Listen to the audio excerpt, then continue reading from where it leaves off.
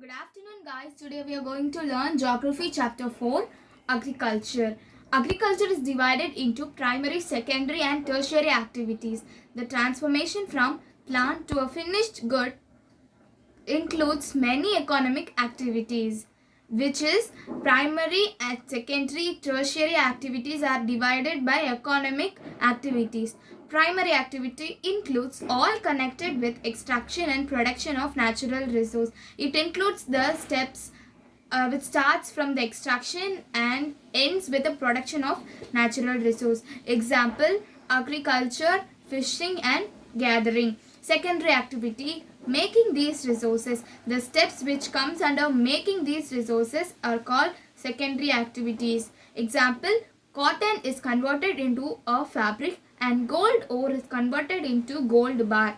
Tertiary activity, provide support to primary and secondary through services. Example, transportation and advertisement. This supports primary and secondary activities by its services. For example, transportation and advertisement. What is agriculture? It is a primary activity, includes growing crops and rearing animals. In the world, 50% of people are engaged in agriculture, which means half of the world are engaged in agriculture. Two-thirds of India's population is dependent on agriculture. This shows that more than half of India's population is dependent on agriculture. Favorable topography of soil, climate are vital for agriculture. For a good harvest, topography of soil and climate are necessary. The land on which the crops are grown is called arable land. The place where the crop is cultivated, it is called arable land. Agriculture is derived from Latin language and those words are ager and agri, which means soil. And the next word is culture, which means cultivation. So here we found a new word, vital. Vital means necessary or essential. Farm system. Farm systems consist of three steps, which are inputs, process and outputs.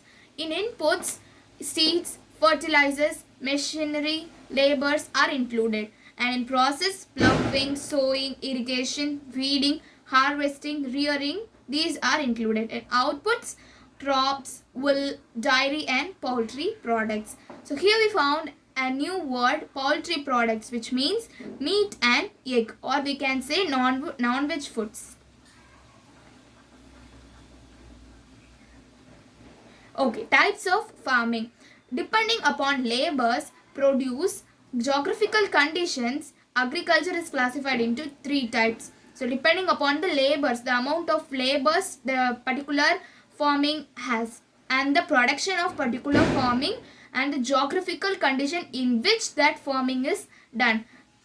By the basic these three conditions, this farming is divided. So first, subsistence farming, to meet the needs of the farmer's family. This is introduced to meet the needs of the farmer's family. Small output, low level technology, household labors. This farming is done by small output.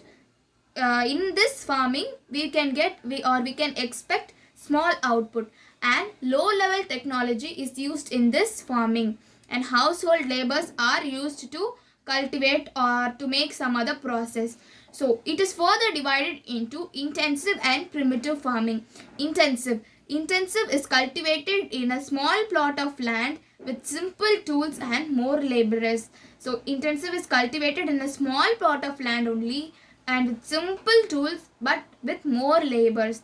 So the climatic condition needed for intensive is large sunshine. Okay, large sunshine means more quantity of or more amount of sunshine is needed, and the important factor is fertility of the soil is important. With these conditions we can expect more crops annually. Okay, so the main crop cultivated in intensive is rice. They consider rice as their main crop, and other crops are wheat, maize, pulses and oil seeds. Done in where it is done. So it is done in prevalent and thickly populated areas of monsoon region and south, Southeast and East Asia. So it is mainly done in Asian part. Okay, so primitive farming, shifting cultivation and nomadic herding. In primitive farming, the examples are shifting cultivation and nomadic herding. So shifting cultivation is done in thick areas. So we know that thick areas means we can remember Amazon basin, tropical forest and Southeast Asia, Northeast India. The advantage of shifting cultivation is heavy rainfall and quick regeneration. Heavy rainfall is needed or it is there in the Amazon basin or thickly populated areas. So and quick regeneration.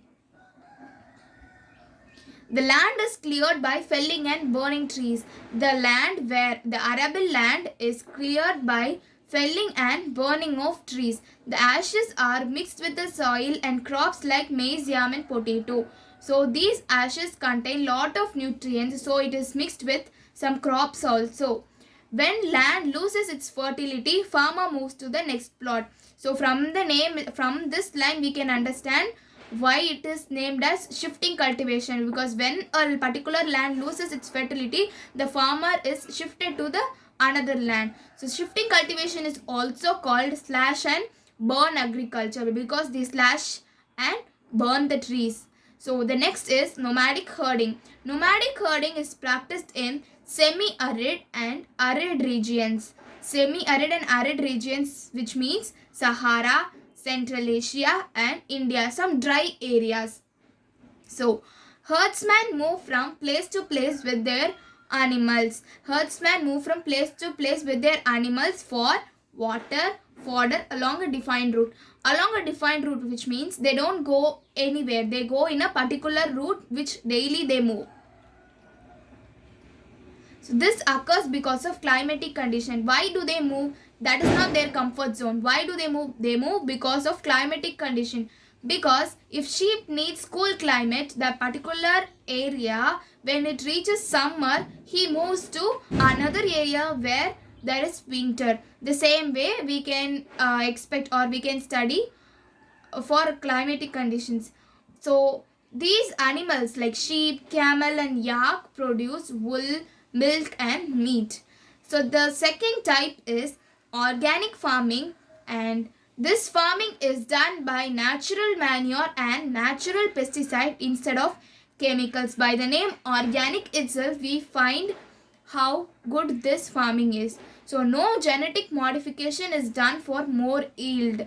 For more yield, they do not add any or they do not make any genetic modification. That's all for today's class, and the next type and the further lesson will be taught to you in the next part. Thank you.